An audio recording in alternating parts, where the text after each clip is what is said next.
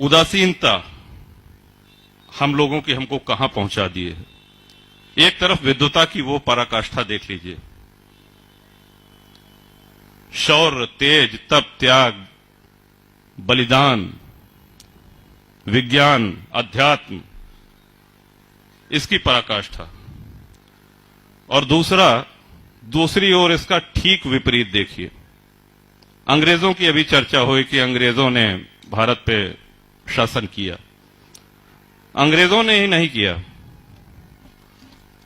मुगल, तुर्क, Afghan, Mongol, Uzbek, हबशी और यूरोपीय शक्तियों में अंग्रेज, फ्रांसीसी, डच, पुर्तगाली, ये छोटे छोटे देश, कोई प्रतिरोध ही नहीं है। एक चर्चा फैल गई, कहे साहब एक सोने की चिड़िया है, बड़ा धन संपन्न देश है, अपार संपदा है वहां, चलिए वहां पे लूटा खाया जाए, चलिए उसे लूटा जाए। एक ही बात है, छोटी छोटी कोई सुनियोजित सेनाएं नहीं थी इनकी, लुटेरों के झुंड के रूप में बर्बर सेनाएं बना करके शताब्दियों से ये आते गए। और सबसे दुख की बात यह है कि भारत की जनता की तरफ से कभी कोई प्रतिरोध नहीं हुआ। स्वर्गीय अटल जी का एक भाषण हम सुन रहे थे अभी कुछ दिन पहले नेट पर। प्लासी के युद्ध का उन्होंने उदाहरण दिया था कि जितने लोग उस लड़ाई में लड़ रहे थे, सिराजुद्दौला और अंग्रेजों के बीच में युद्ध हो रहा था, उससे ज्यादा जनता मैदान के बाहर बैठ करके वो तमाशा देख रही थी, वो परिणाम सुनने के लिए कि हाँ देखते हैं कौन जीतता, ये जीत रहे हैं कि वो जीत रहे हैं, और देश के भाग्य का निर्णय होने वाला है, लेकिन पूरे देश की जनता उसमें शामिल नहीं है। हल्दी घाटी की लड़ाई के विषय में हमने बहुत सुना है, बहुत पढ़ा है।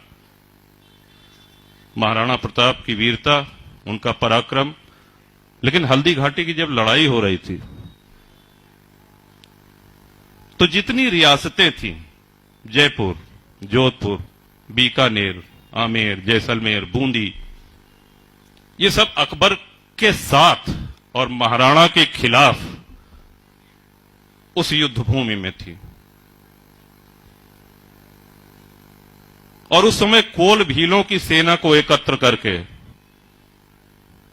और भामाशाह जैसे दानवीर, उस समय के उद्योगपति, पूंजीपति, उनकी दी हुई संपदा के माध्यम से उनको एकत्र करके एक छोटी सी सेना बना करके महाराणा लड़ रहे थे। और हल्दी घाटी में भी वही हाल था, इधर महाराणा युद्ध कर रहे हैं और बगल में हल चल रहा है, खेती हो रही है। किसी को कोई मतलब नहीं था कौन जीते, कौन ने हो हमें कहानी। तो हमारी ये उदासीनता, हमारी ये निष्क्रियता या कापुरुषता, इसने हमारा पतन किया है। इसने हमको आज पहुंचा दिया है जहां हम आज खड़े हैं। अंग्रेजों के आने के पूर्व भारत एक भूभाग अवश्य था, लेकिन भारतीयता की भावना किसी में नहीं थी। 565 अलग अलग रियासतें, उन रियासतों की अलग अलग सेनाएं, उनके अलग संविधान, उनकी अलग मुद्राएं, उनके अपने अलग एजेंडे। बगल के राजा पे कोई विदेशी हमला कर रहा है तो बाकी 4 राजा जो उनके इर्द गिर्द हैं वो सब प्रसन्न हो रहे हैं कि अच्छा है, इसके साथ तो यही होना चाहिए।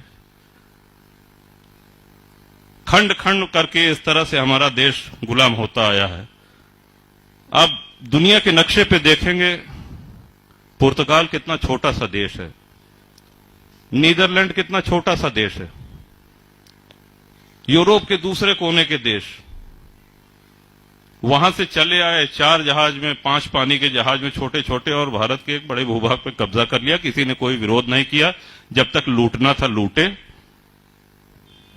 और जिस तरह से लूटना था उस तरह से लूटा, कोई प्रतिरोध नहीं हुआ।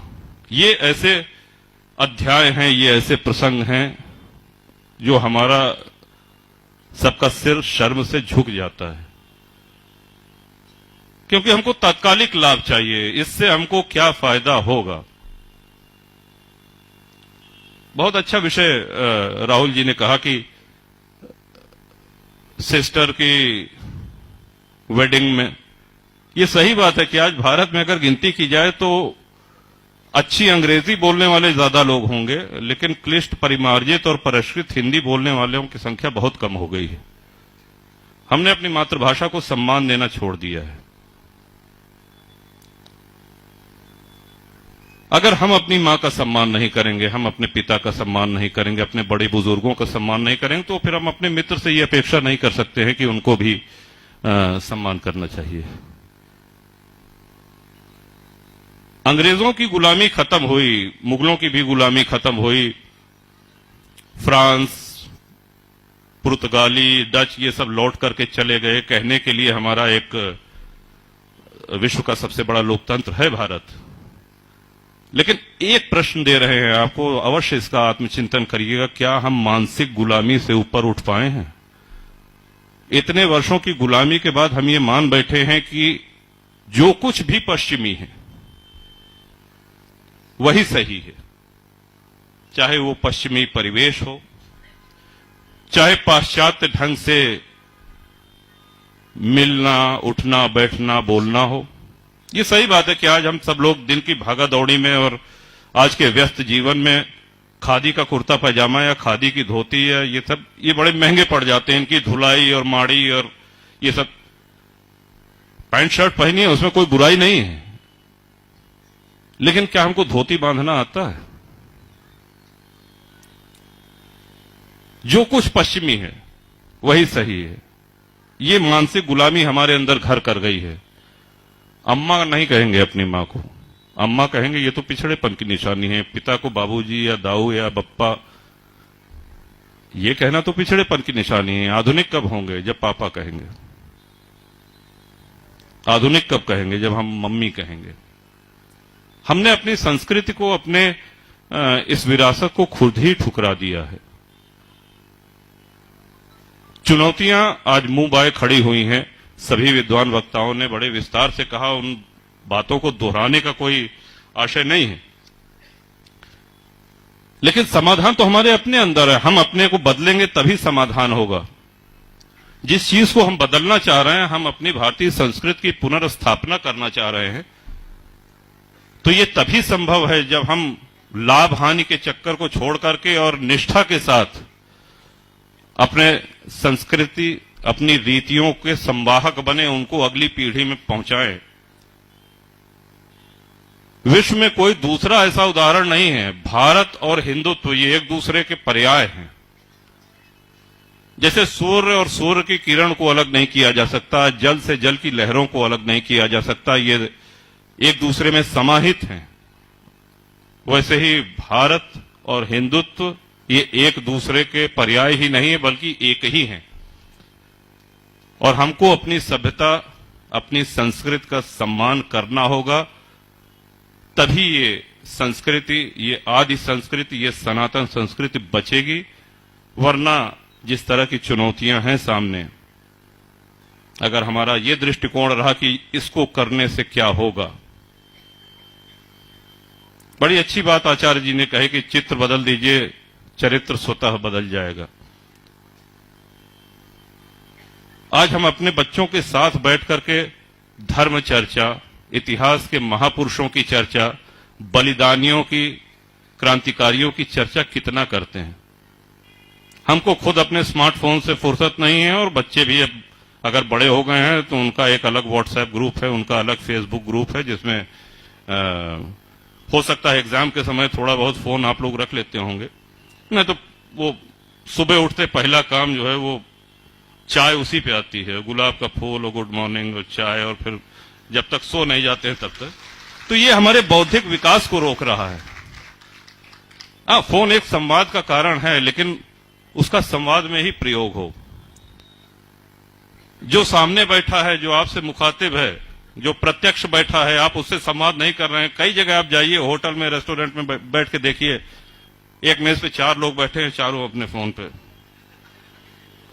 जो प्रत्यक्ष है उससे कोई संवाद नहीं। तो एक अजीब सी विचित्र स्थिति में आज हम लोग चल रहे हैं।